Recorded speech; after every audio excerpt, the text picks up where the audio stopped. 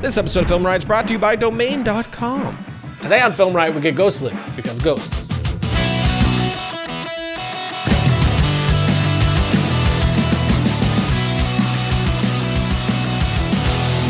Welcome to Film Riot, the show that takes mystery out of the effects and techniques, going to some of your favorite Hollywood films. I'm your host, Ryan Conley, and last week we released a long sketch for Halloween, which had some ghosts.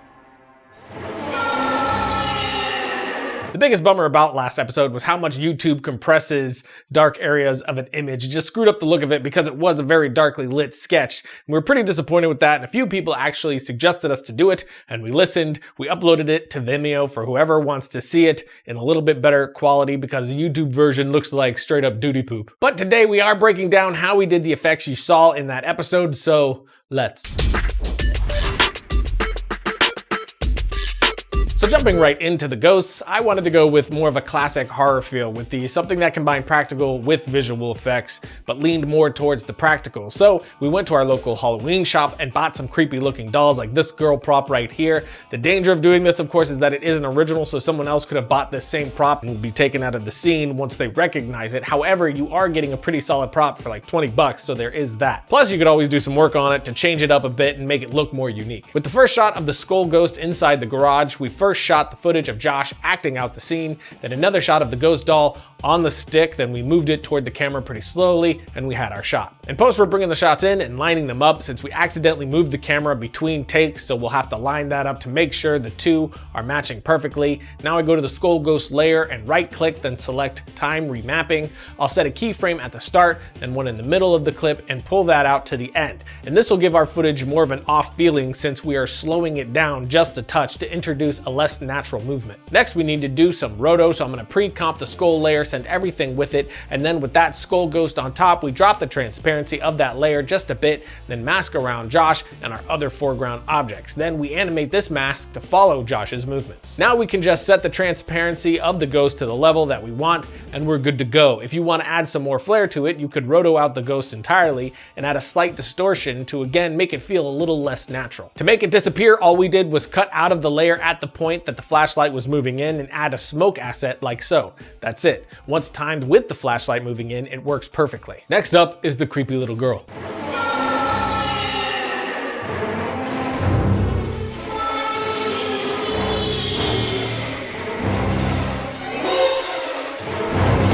This one was basically the same idea as the last, but what made it work so well was its interaction with the light in the room. As she moves forward, the light reveals her, which was pretty creepy to me. There were two big differences from the last to this shot. First was that I used a fan to kick the fabric around on the doll just a bit, and second was that I shot at 60i on my C100 Mark I so that I could slow the footage in post. It's easy enough to do. You just shoot at 60i, then create a 23.97 sequence, drop in your 60i shot, and drop the speed to about 40, and you're done. It's not ideal, but it is a way to rig it to actually get some okay slow motion out of the C100 Mark I. The big downside to this is that you're getting half the resolution because you are shooting 60i instead of 60p. So I shot hers at 60i and then took it down to 24 to shoot Josh's to make sure we were getting all the resolution for his take. But for the doll shot, I was just holding it by the strings and moving it forward. I shot Josh's performance first, which I had the camera moving a touch for. Then I locked down the camera for the ghost performance. Now inside After Effects, I have this little girl layer on top, which she's already slowed down because we did that in Premiere.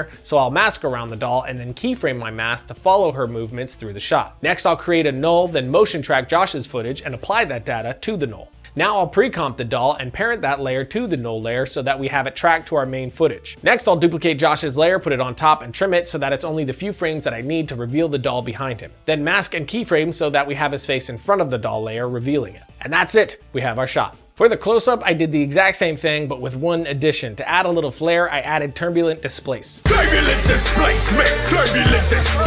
the doll layer and did a subtle increase so that there was a slight stretching over time. It's incredibly subtle, but gives an extra odd feel to the whole thing. Now we take a quick break to sponsor and then take a look at the final ghost.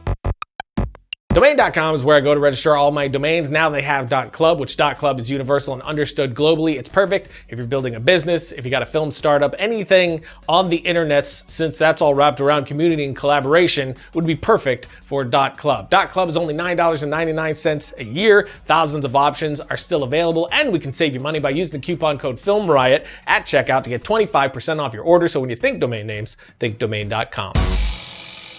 Logo. Okay. Now this.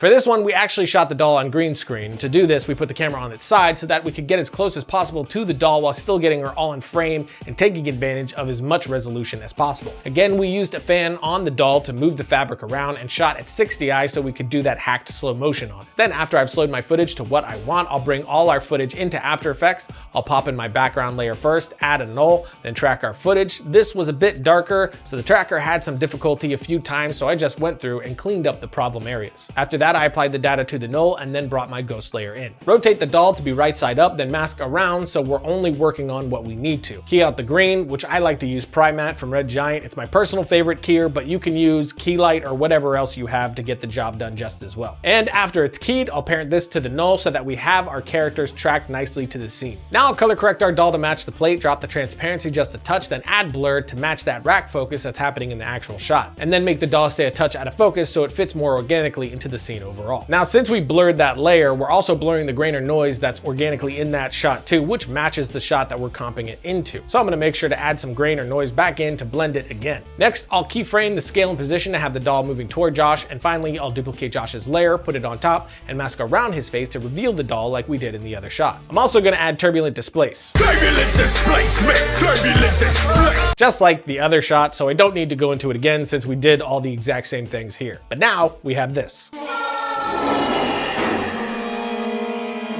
One other thing that happened while we were doing the shoot is that we had to cut a few scenes while filming so we could get it all done in time. Originally, Josh was going to have another ghost moment that motivated his strapping all the lights to himself scene. After that, he had one final run-in with a ghost where the lights actually worked, but like I said, we ran out of time and had to come up with a different solution, which I actually think came out funnier, the lights being pointless, but I do wish we had that one ghost encounter to motivate Josh moving into strapping lights to himself. As it stands, feels a touch abrupt to me, but it's just another example of having to stay open and shift things around to make sure you're meeting your deadlines. Logo. Anyway, that's it for today. Like I told you before, all the music we used for this sketch that we did last week was from our new horror music pack, which you can find right here. And our Black Friday and Cyber Monday sale is almost here again. Every year we do these massive sales. This year it's gonna be even more crazy. We're gonna have huge sales all day on Black Friday, like 80% off of digital downloads. There's just gonna be madness and some epic sales on Cyber Monday as well. Plus we have a few new products on the way, like Writing 101 tutorial from Seth Worley and a Hits and Risers pack. So make sure you put those sale days on your radar or your calendar or whatever.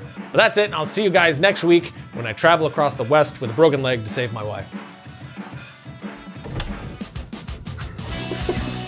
You're a son of a bee, you know that?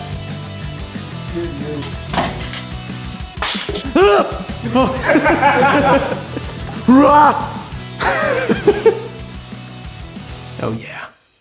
Are you hungry? Oh God!